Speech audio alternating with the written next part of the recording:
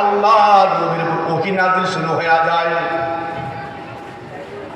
ওহী নাজিল শুরু হওয়ার কারণে লম্বা সময় ওহী নাজিল হতে থাকে, ওহী বন্ধ হয় না। আল্লাহর পয়গম্বর সাইয়েদনা আলীর রানে মাথা রেখে আরাম করতেছিলেন, ওই হালাতের মধ্যে ওহী নাজিল, লম্বা সময় ওহী নাজিল হতেছিল। ওহী নাজিল হতে হতে হতে হতে এক পর্যায়ে আসরের সময়টা পার হয়ে সূর্য একেবারে ডুবন্ত অবস্থায় একেবারে ডুইবা গেছে, এমন অবস্থা পুরো অন্ধকার হয়ে গেছে। এমন সময় ওহী নাজিল বন্ধ হয়ে যায়।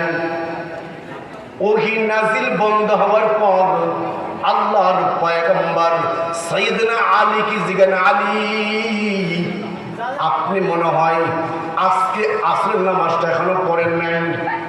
খুব খেয়াল করবেন, আল্লাহর পয়গম্বর সাইয়েদনা আলী কি জিগান, আলী আপনি মনে হয় আজকের আসর নামাজটা পড়েন নাই।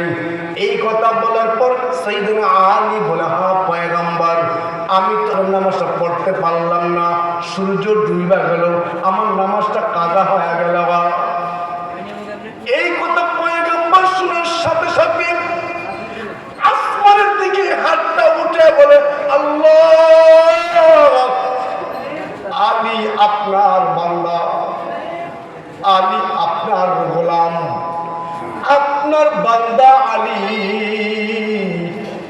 আপনার নবীর খেদমত করতে গিয়া আসরের নামাজটা পড়বার পারে নাই, সূর্যটা ডুবে গেছে। আল্লাহ, আপনি আপনার বান্দা আলীর জন্য অন্তত আজকের জন্য ডুবন্ত সূর্যটা ফিরাইয়া দেন। এই কথা বলা আসমান থেকে হাতটা নামাইতে দেরি, ডুবন্ত সূর্যটা দ্বিতীয়বার উদিত হইয়া পুরা আরবটার এলাকাটা, আরবের মক্কা এলাকাটা আলোকিত করতে দেরি নাই।